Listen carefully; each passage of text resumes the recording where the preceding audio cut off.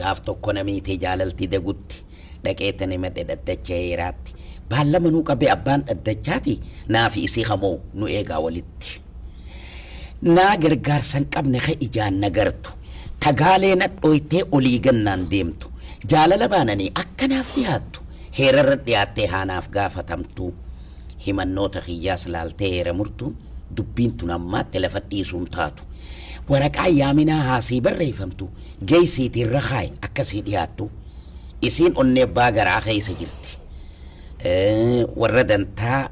Oromoo taanii warra dantaa Oromootii fi miidhamni Oromoodhaa ittiin dhagayamnee keessa ta'isii jechu mindaa fi dantaa isaanii qofa laalee habashaan goftaa jedhee warra bulusan keessa fayirti warra humaa miidhama kanarraa quban qabnee akkanuma waa'inni nu uume akkanumatti kiyyoonfattuu habashaa tana gabbaraatuma addunyaa tanarraa galuu qabna jedhee warra abdii murate kana faa keessa jirti tanaaf barbaadeetiin dhaqee bakka isiin jirtu onnee warra abbaa garaa san keessaan dhaqee jechu barbaadeetiin dhaqe bakka isiin jirtu waraqaarraan kaa'ee odoo isiin loltu ifa abdattee loltii waanaaf hin dhiyaattu yoo dhiyaachuu baatte haa qeyroo naanaa qabdu qeyroodhaan qabamtee yommuuniif dhiyaattu deebisaan si kana wanni isiin jettu naa hafeete jeeftee haanis maraachitu yoo ragaa qabaate aana dhiyeeffatuu jette anis harka maradhee abukaatoo ifidduu dhaabne harka maradhee dhaabbadhee gara diddi malee isin numan beeytu meeqa haa ajjeeftee dhiiga isaa dhimtu hoggaan akkana ju hammarreessatti holqa gireedaraan qotame Oromoota achitti awwaalame Shariif Kaaliditti gireedaraan qotanii Oromoota yakkaan maletti achitti awwaalaman badii tokko maletti keessaa kan yaadadhu akka Mustafaa Harawwee artisti Mustafaa Harawwee fa'a warreen isa fakkaatan hedduudha jechuudha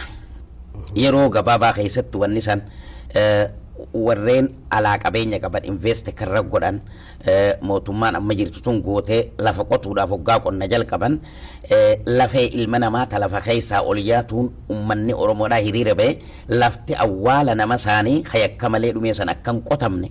godhuudhaan hedduu na gammachiisanii turanii tunillee gammachuu takka garuu isaan dhume saniif gadda jiru san himuudhaaf warra dildila jalatti dhume gocha dargii saaxil baasuudhaaf amna dheeraa keessatti fayyadamee jechuudha. Jaalalawoo hidhuumaa barbaachisee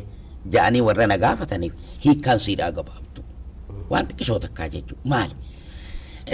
Nuti wal fuunee hoggaa horru ilma barsiifannee ilmi barsiifannee akka dhala biyyaatitti akka zeegaa biyya saniititti dalagaa arkatee mirgisaa kabajamee